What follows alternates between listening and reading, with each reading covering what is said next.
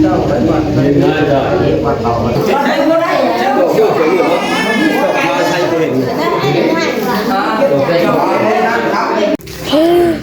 นแหละ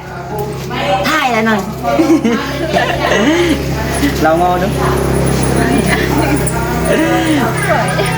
เอาพี่น้องเลยเนาะนี่จะได้พี่น้องเนาะมันว่าตามที่ทางครอบบ้านน้องหลาพี่น้องเลยที่12 14วันนี้แหละน้องหลากับคนสิพังบ่ผิดเลยล่ะสิพังจริงจะโดน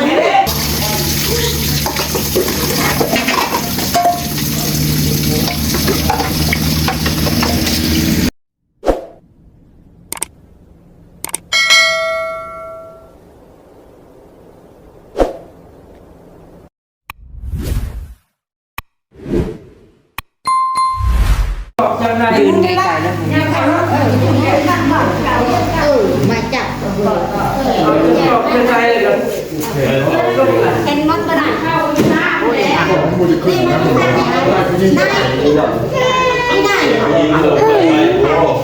เอาไปจะต่อเราจะต่อเบรกเพิ่มเลยนี่อ่ะเหล่าขาวเห็นเหล่าเนาะพวกเราเขาสั่งอยู่แล้วถือกันละพอจะได้กันเนาะลูกไว้ปูมาก็ไม่ได้เนาะชิดไปมือช่องอยู่นี่รีบไปดิช่องเห็นแล้วนี่เนาะเห็นแล้วจะนอนแล้วไปเลื่อนเยอะมาตายเขาตระเก็บกล้องเล่นหนักกันประเด็นเลื่อนวะบ่เลื่อนบ่หนักกันอยู่ห้างมันเป็นเรื่องอะไรคนเพิ่มยิ่งมาหนักเลยได้คุณเปิดราคาชิดโอ้ยเจ้าคุณลูกไฟเนาะแล้วจะเจ้าชายกันด้วยชายจังเขาเรายังไม่ดูอ่ะเรียนรู้แต่ว่าจะรอเพิ่มกีฬามาจากไหนก็ต้องไปดีนะมองฉับว่า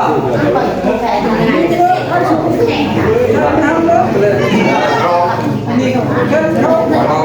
ลองล้างล้างมีได้กับล้างได้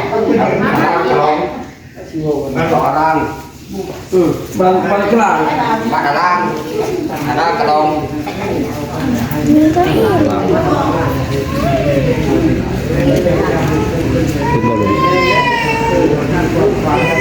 เขาเรียกว่าให้เขาไม่เรียกเขาที่ไหนไปแค่ที่นี่มาพี่ลำพัดต่อมาทำไม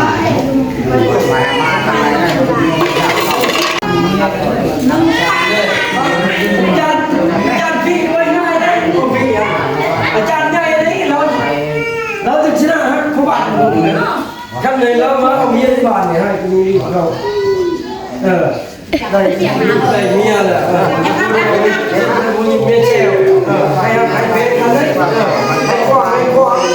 มาให้จับจับมาเลยให้น้องหลายไม่ต้องตั้งเรื่องมาเนาะให้เจ้าว่าน้องหลายนี่เขาไม่แล้วนี่คุณทำความไม่รู้หอยครับเพชรกันจำเลยมาให้เขาเองเราสร้างเป็นบาทไปใช้ได้เห็นที่โคนเนอะเนี่ยทำขายกันทีมาแจกเที่ยวทั้งเป็นมาคอยโดนเรื่องยังคนเดียวเราเป็นอะไรผมผู้เชี่ยวนี่นะภาพให้อาจารย์คุณให้คุณเยอะนี่น้ำมันเงินตรงนี้ละไหลลิตรครับสร้างนาดูน้ำคอยน้ำแม่น้องได้บานไปดึกไปกันลงมาเป็นหน่อยผู้พ่อพญาเลยแหละไปนับเป็นเท่าไรพันเท่าไรแก่แก่ว่าแล้วแก่คือตู้ตู้หันมาพันมันหันจากเบียร์ลงไปบอกมูลไม่ในกับเรื่องแต่จะมาต้นม้อยคันบุกบุกมาเลยทำใครที่มาทำใครที่มาเพราะที่เขาบอกมันง่ายจับ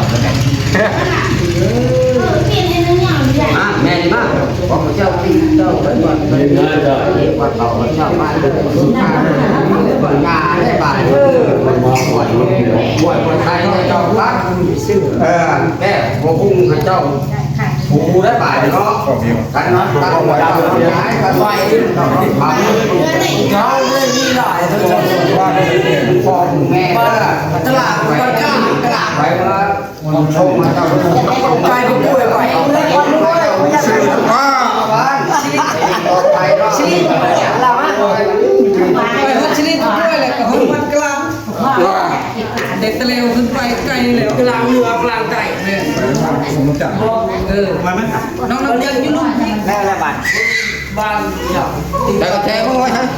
แจกคนอยู่รับผู้ไปแล้วอย่ามาลืมไปนะไปแล้วหลุดเจ้าเรื่องใช่ไปเลยเขาลุงคนก็คือเราว่ามันได้ของเขาแล้วมันเป็นรถกันทุกวันนี่ค่ะนึกไว้อย่างนั้นยังไม่ได้ก็อันนี้ชีใส่นั่นเลยนะ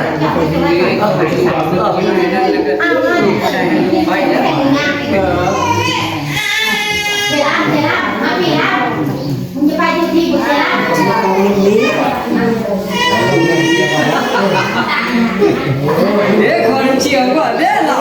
เชียวได้ก็ได้ชีชาได้ใช้ก็ได้ใช้ก็ใช้ก็ได้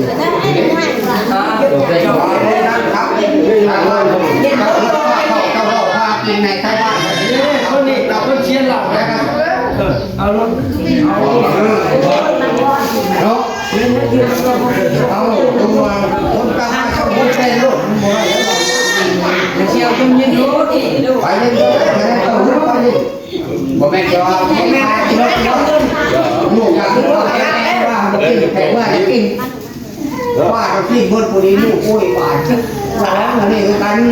จะพูดจะมาเทียบกับเจ้าตัวเองเรา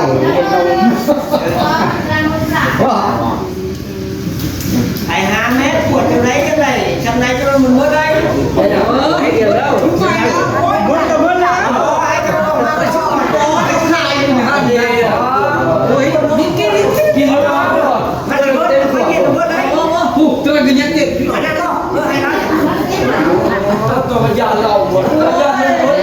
ยาเป็นผู้บริหารเนี่ยใช่ไหมเอาคนมาก่อนก็ได้ชื่อไม่ไม่ยากหรอกทำชาเราทำมีแบบว่าโอ้ยพี่ชัยไปคุณจะว่าได้คนเดียวไปถึงสิ่งที่ใช่โบ้ลงสอนน่ารักโอ้ยังไม่น้อย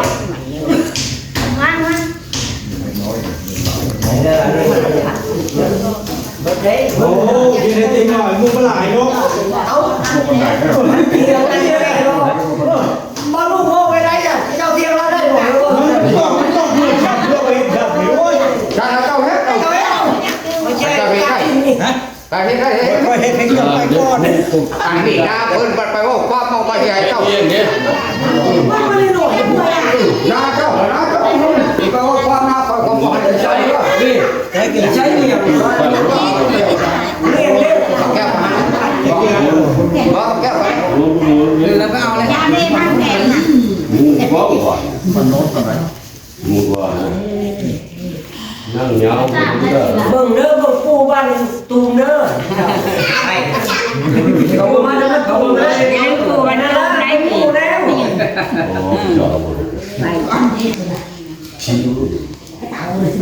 ปูมาแต่ไกล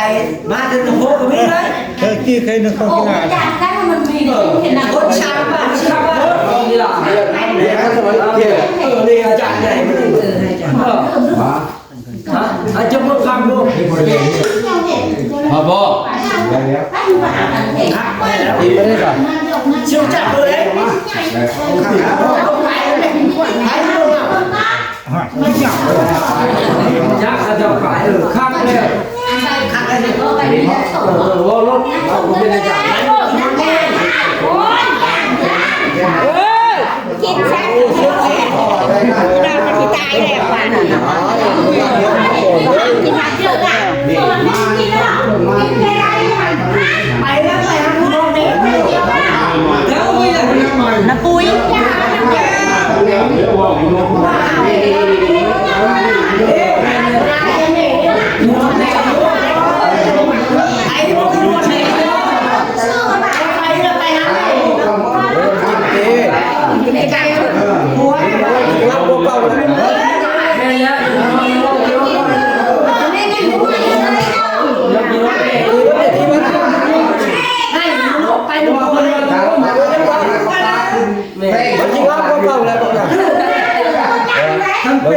เป็นมาที่ครับใครรู้เขาได้ยินว่าไรทั้งใครเอากำเลยมึงตาโลกมึงจะชุ่มชุ่มตา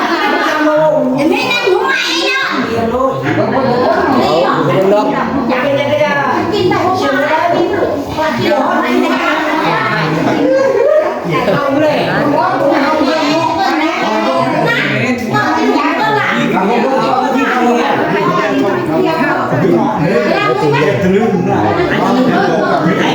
ชักคือจุดเกิน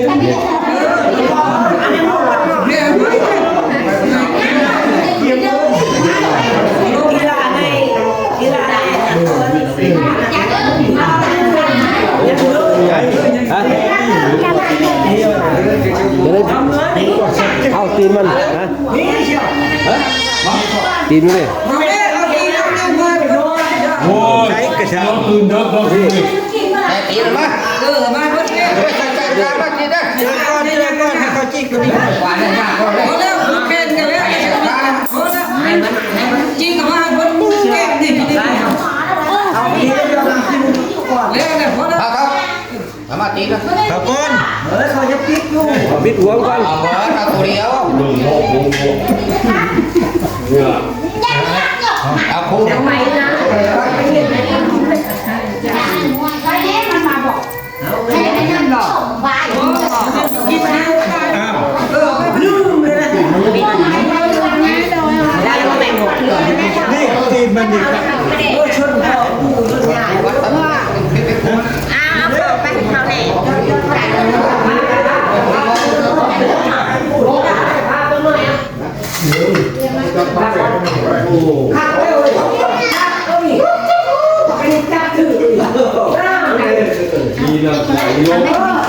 นี่มาที่นั่นเดี๋ยวหลังได้ถ่ายคลิปเดี๋ยวคลิปนี้คลิปนี้ว่าจะมาที่หรอกเดี๋ยวที่ถ่ายคลิปนี้จะอธิบายให้พี่ฟังอีกนะเป็นจังใดถ่ายคลิปแบบกระทันหันนี่ก็ได้ให้น้องหน่อยคนไทยให้กินได้นุดเลยกินอิ่มได้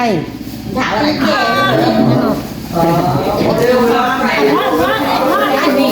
อ่ะให้แม่อ้อได้ตัดมันนี่ไล่ให้แม่อ้อก่อนนี่ตับไก่ตับไก่ถ้าเกิดพี่อยากอีกเลยเนี่ย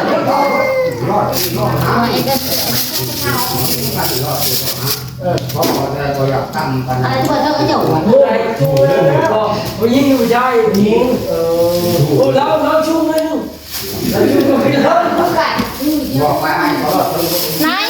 มาถูกมาอ่านรวมนะคะพี่นายนายเรียนอยากนะไปเรียนคอยนะเพื่อนป้าลุงเบียร์ต่อจะเอ็ดมาแล้วป้า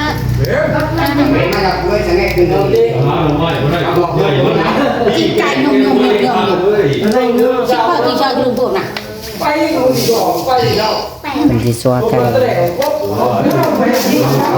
แต่เอ้ยน้องเนาะมาผู้มาในผู้มาในผู้เขาเรียกบริมาผู้มาเป็นกับคุณควันคุณควันนี่ให้เป็นมัดแขนน้อยพี่น้องว่าเอาไข่เนาะเอาไข่มาเหยียบเพื่อนพี่น้องวันนี้แหละนี่แหละเป็นที่คลองทางบ้านน้องหลากาเป็นที่12คลอง14ประมาณนี้แหละพี่น้องเนาะนี่ก็จะเป็นเครื่องฮกคือว่าอันนี้เด้อเดี๋ยวหัวหางเด้อนี่พี่น้องเครื่องฮกเสื้อฮกเนาะหมอนฮกแพรฮกสินฮกพี่น้องสาดฮกคือเนาะสิบแบ่งปันกับน้องนี่แหละพี่น้องนี่ก็ได้นี่ก็น้องว่าจัดมาซื้อเองเฮ็ดเองเลยคือบ้าเอาหัวหางเด้อถึงทางหลังมันกินซอยอยู่ตังนึง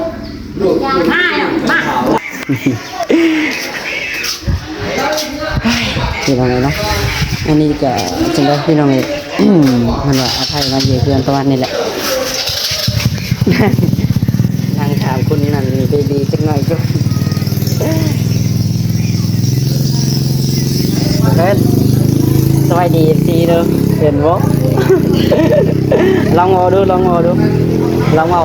ไม่อายเลยอีหยังอีหยังแค่เนี้ยมันยากให้น้อยถ่ายรูปให้ครับจักหน่อยเนาะชี้หดสายเพื่อน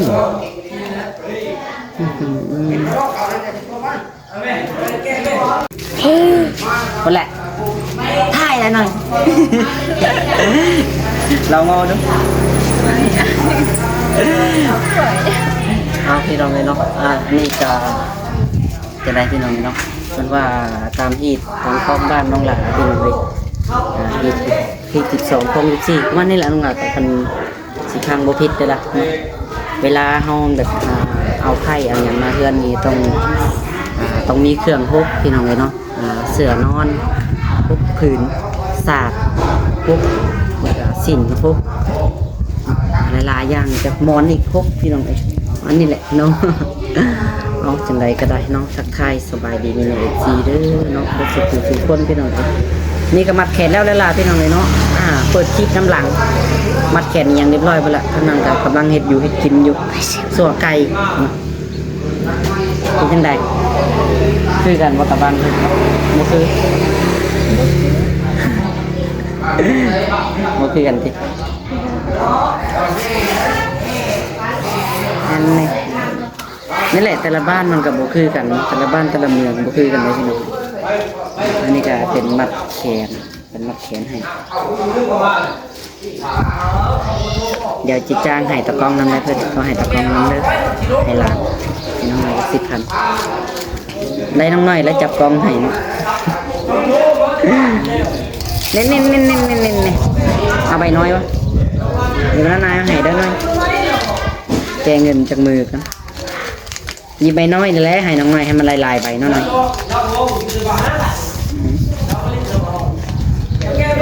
ส่วนเก็บได้เงินให้เมียเก็บได้เป็นไง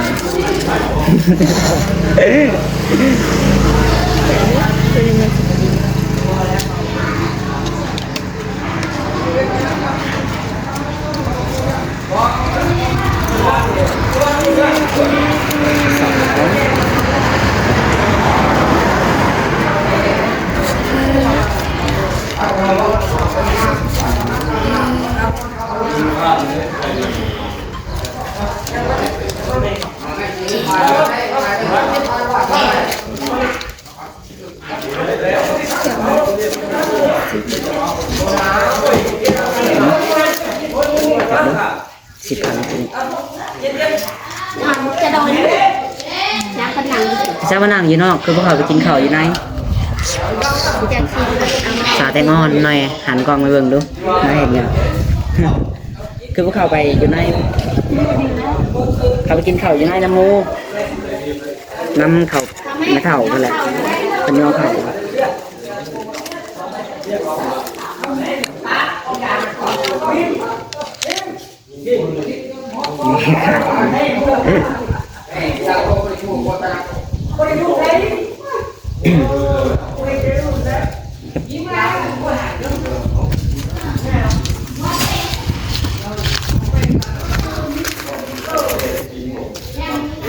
ตากล้องไปคือชิมือนี่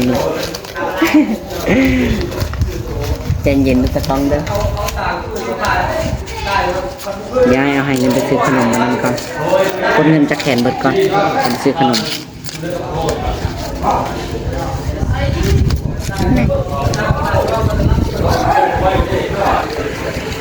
โบแก้วเบิดได้ปลาโบแขนเอาไว้บ่หลาย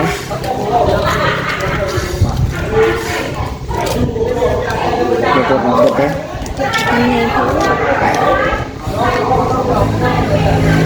ไม่ยากนะเบิด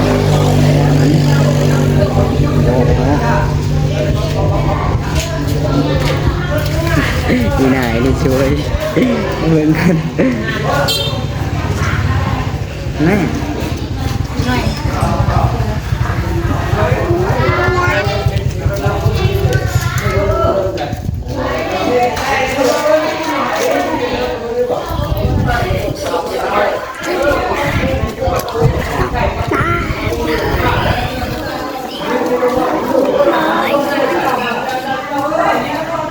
นี่ก่อนก็ได้หน่อย